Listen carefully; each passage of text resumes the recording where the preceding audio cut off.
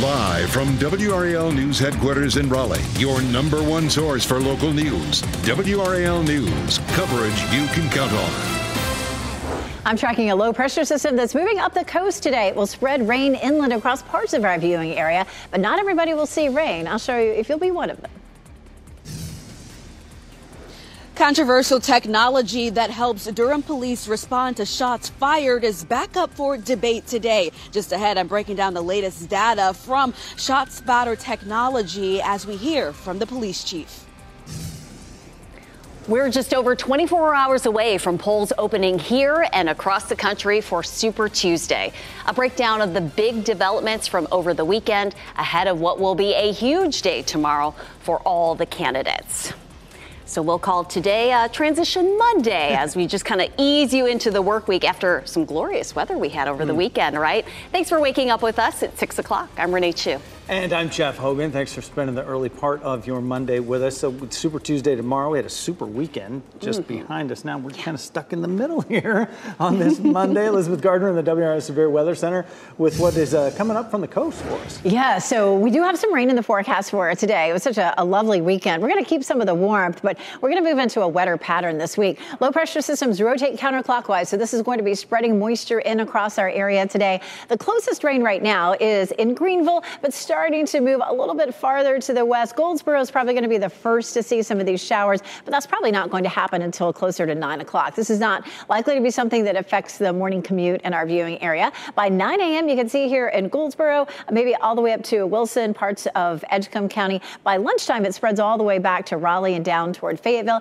And then as the low moves up the coast, it will also fill in here in the north. You can see at 2 o'clock, starting to push into Rocky Mount and then Roanoke Rapids, back towards South Hill, possibly as far west as Roxborough. And then it continues to pull northward and away from us overnight tonight. And we'll see a nice quiet day for tomorrow. This is a look around the triangle. We'll have about a 20% chance in the triangle this early afternoon. And then later on, as we get closer to the evening, maybe a slightly better chance. But again, the farther east you are, the more rain you'll see. And it will be ending up here in the northeast and pulling away. Our temperatures this morning, mid-40s in the north, low to mid-50s elsewhere. So it's a nice mild start this morning. We're in the mid-60s at lunchtime, and we'll see temperatures close to 70 this afternoon. It's not just today that we'll see rain. We have several more chances this week. We'll go over that, and I'll show you how much rain we'll see coming up. Eric?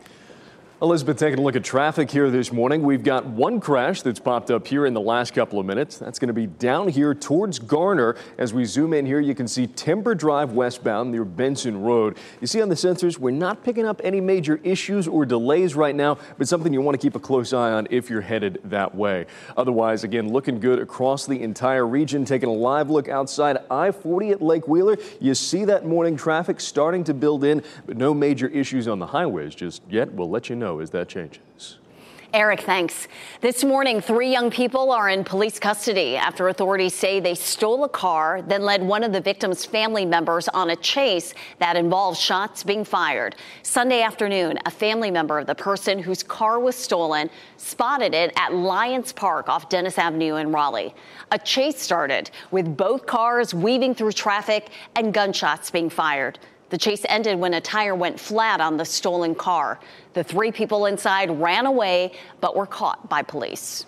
Today, city leaders in Durham will vote on whether to bring back the gunshot detection program ShotSpotter. Its technology, police say, helps them get to scenes quicker and keep the community safer. WRAL's Laura Levine is outside the Durham Police Department.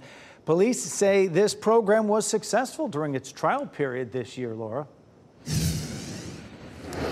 They are, Jeff, and right now they're calling for it to be renewed again. Now, here at DPD, the city had ended its contract with ShotSpotters back in December. That conversation now back on the table, this time with a $650,000 price tag. City council members will look at data coming from the Durham Police Department here to decide if they want to sign a 3-year deal. So ShotSpotters, as we know, uses sensors placed in a 3-square-mile radius near downtown to detect gunshots and notify police. Data from DPD shows for the 1-year pilot period, there were 1,416 ShotSpotter alerts and a total of 5,259 shots detected. That's not including New Year's Eve New Year's Day and Independence Day. There was an average of 3.9 alerts per day and 3.7 shots per alert. 26.9% of those alerts also had a 911 call attached to it. So in the last meeting, council members, they did ask Chief Patrice Andrews if turning the sensors off has had any impact on their response. We knew that we needed to get on scene and get on scene quickly. We knew that we needed to try and collect as much evidence and locate and collect as much evidence as possible. But we also respected council's decision, but that did not have an effect on how we did our work. So far, Durham Police's response to these shot spotter alerts has resulted in 24 arrests. Durham Police Chief Patrice Andrews, she's advocated in favor of the technology. She said it's significant that nearly 80% of the shooting reports to police were initiated by ShotSpotter. She also said during the pilot that there were no resident complaints regarding officer conduct in responding to these incidents. City Council meets tonight at 7. Laura Levine, WRAL News. We're live in Durham. This morning, North Carolina elections officials will host a news conference to answer questions about tomorrow's primary. Among the races up for vote is the Republican Party's presidential nomination, where Donald Trump is a huge favorite over Nikki Haley. Both Haley and Trump were in North Carolina over the weekend. Trump was the projected winner of 3 caucuses Saturday in Idaho, Michigan, and Missouri. Haley won her first primary yesterday in Washington, D.C. WRAL is your Super Tuesday election night headquarters. We'll have the fastest results as they're counted on WRAL TV, WRAL.com, and on our news app. Look for updates on all the big races every 30 minutes after the polls close on WRAL News Plus. You can find that on Channel 34 over the air, Spectrum Channel 1257, your smart TV and mobile devices. And throughout the night, on air and online, we'll have insight and analysis from our NC Capitol team.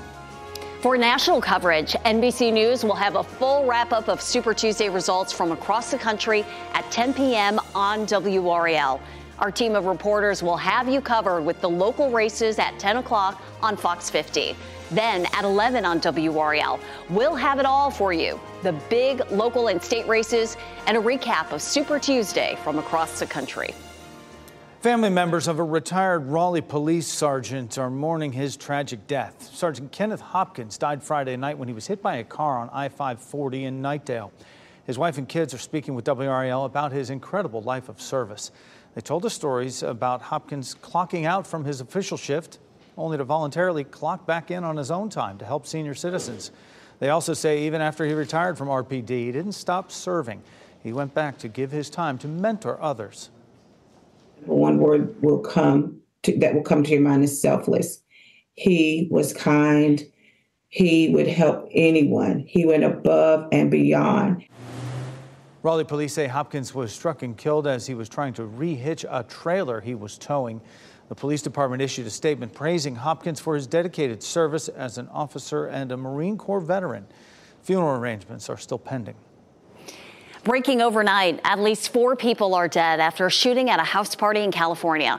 The shooting happened in King City. That's about 2.5 hours south of San Francisco. Authorities say more people were taken to the hospital.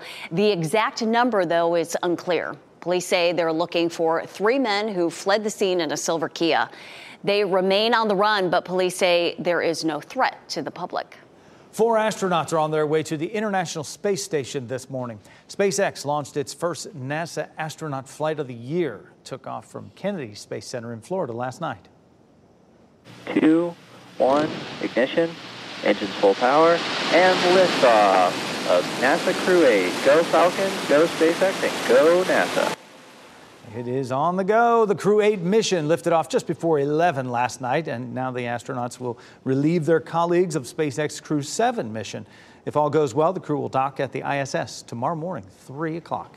Starting today, people who live in southern Wake County will have another option for medical care. The Wake County Southern Regional Center is reopening this morning. It will offer prenatal care, pediatric care, and STD testing for people in South Raleigh, Apex, Fuquay Varina, and other parts of southern Wake County. The clinic accepts Medicaid and most insurances. It opens in a few hours at 8:30. Surveillance video is giving us a look at the tense moments when armed intruders broke into a home in Hope County. What do you want? It's my mama, man. Come on. what? Who are you? Hold on. A man and his mother were inside pleading with the masked men that they were in the wrong house. Week one of this year's spring break is here, and Miami police are getting tough on spring breakers. We'll run down the strict new measures in place to minimize the chaos and violence that erupted last March. And we're looking at a chance of showers, especially in our eastern counties today. I'll show you the timeline for that and several more chances for rain this week coming up. As you get into your car, tune to WRAL News Plus on your radio. In Raleigh on 99.3 FM. In Durham, 96.5 FM. And everywhere on 101.5 HD3.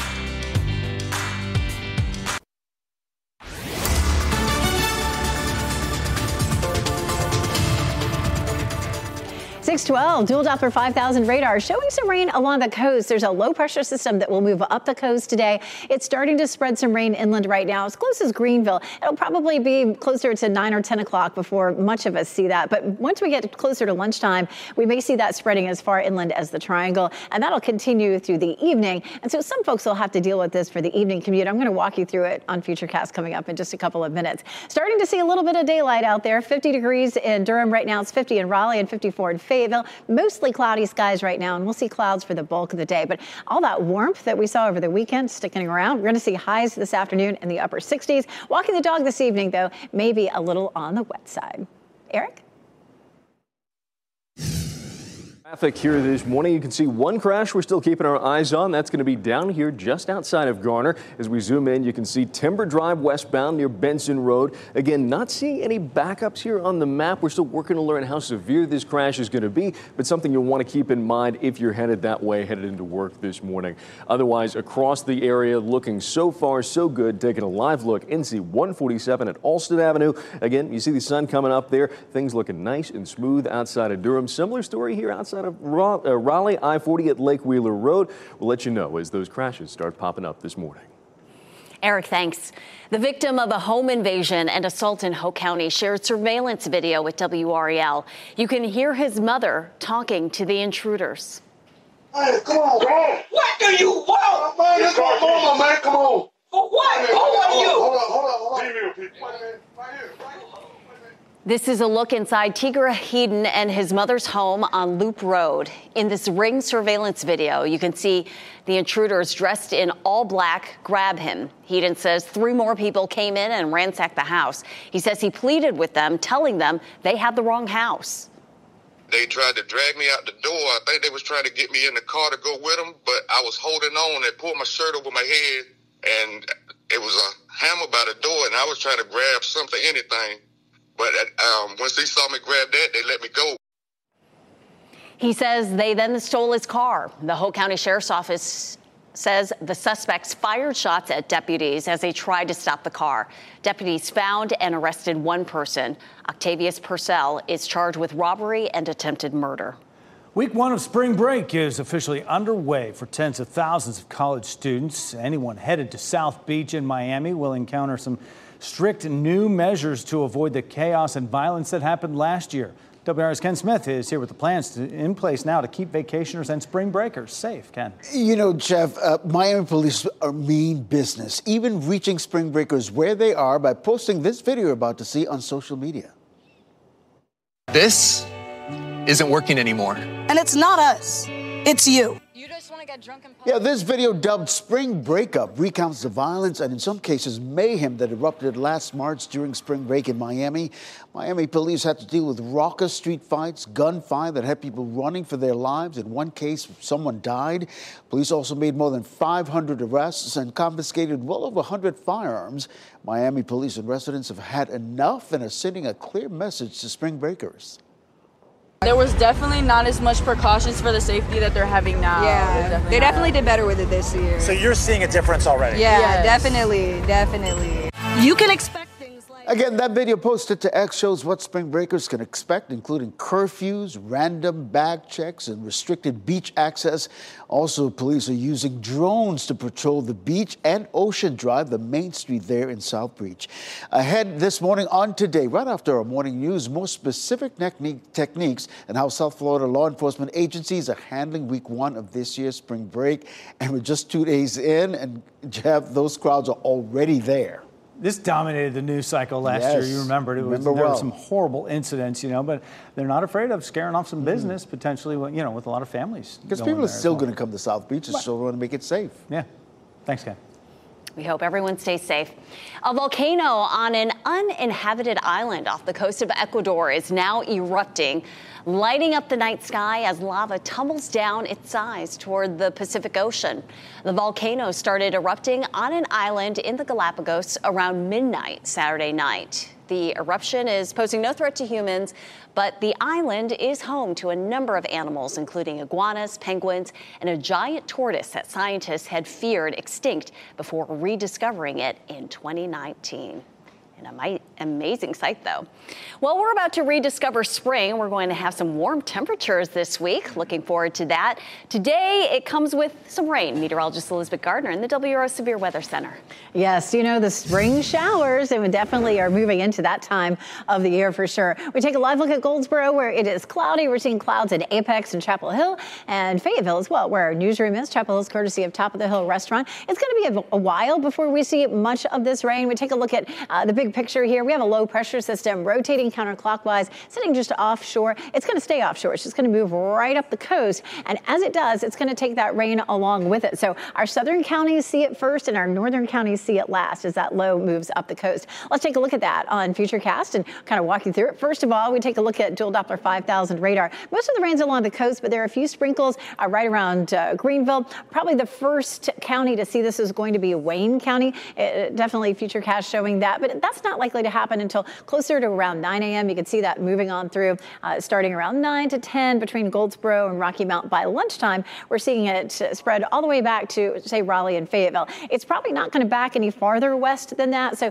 the amount of rain that we see for Fayetteville and Raleigh is going to be pretty minimal. But along the I-95 corridor, closer to where the low is where we'll see a better chance of maybe a quarter of an inch or so. Watch what happens after 3 o'clock. A lot of that starts to fill into the north. So Roanoke Rapids, South Hill, maybe as far west as Roxborough, and then gradually overnight that starts to pull away from us. But that is not the only potential for rain that we have this week. It looks like it's going to be pretty rainy. Wednesday is going to bring us an even better chance of rain. We have a warm front that lifts northward. We may see some scattered thunderstorms along with this cold front. Some rain likely to be a lot heavier, and it will be with us probably for a good chunk of the day on Wednesday. It tapers off on Thursday, and Friday looks fairly dry. Maybe Friday night into Saturday looks wet again. But for Wednesday total, we could end up seeing anywhere from 3/4 of an inch to maybe an inch and a half of rain. So that's going to be a bit more significant. Our chance for rain in the triangle today is 40%. It's more like 60% in our eastern counties.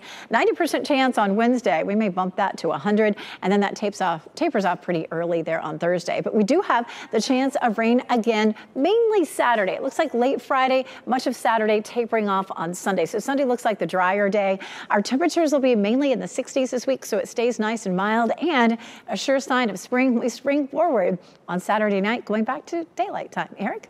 Elizabeth, taking a look at traffic here. We're continuing to keep our eyes on this crash right down here just outside of Garner. Not seeing any major backups at this point, but something you'll definitely want to keep your eyes on. You see the vicinity of Timber Drive near Benson Road. Again, not seeing any backups there on the traffic map, but something you'll want to be aware of if you're headed in this morning. Otherwise, looking live outside I-40 at Harrison Avenue. You see that morning commute getting underway. We'll keep a close eye on this and let you know as those crashes start popping up.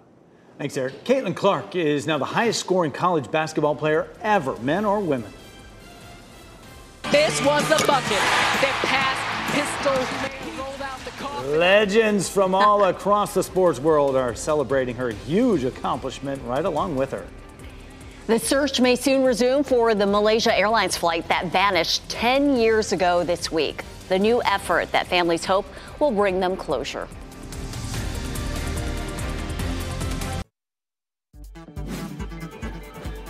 This What's Trending report, sponsored by Rug & Home.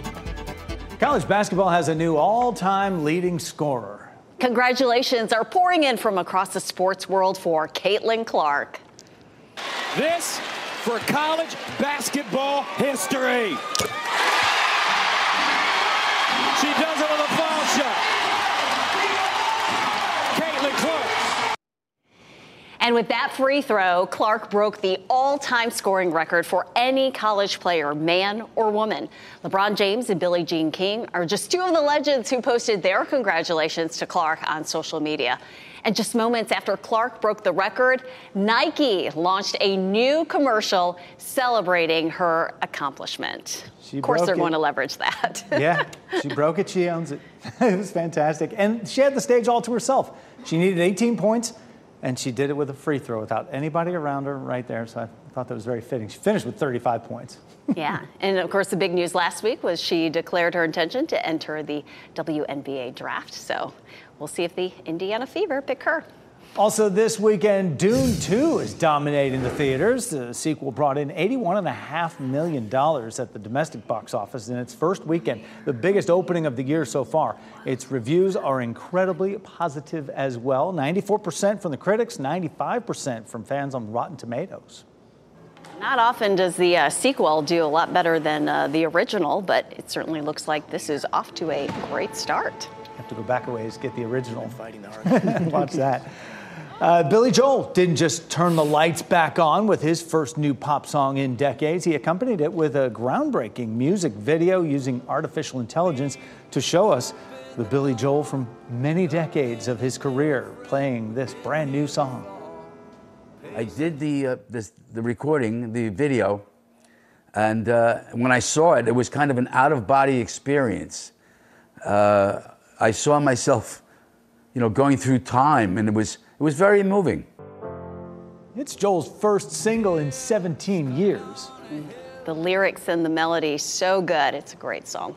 Celebrate and support our local arts community this Thursday when WRAL presents Big Night In for the Arts, featuring amazing artists including Pierce Freelon and Tift Merritt, a live performance by award-winning bluegrass musician Trey Wellington, and more.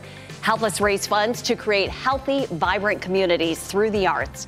Watch and donate Thursday at 7 on WRAL and wherever you stream WRAL. Gray skies out there this morning and eventually rain for parts of the viewing area. Not everybody will see it. I'll explain why and show you who's most likely to be wet coming up. A program that police in Durham say helps them keep people safe may be coming back. Today, city leaders will consider bringing back ShotSpotter gunshot detection technology. And a massive snowstorm is bringing the California mountains to a standstill. This huge blizzard dropping feet of snow has ski resorts closed and is leaving truckers stranded.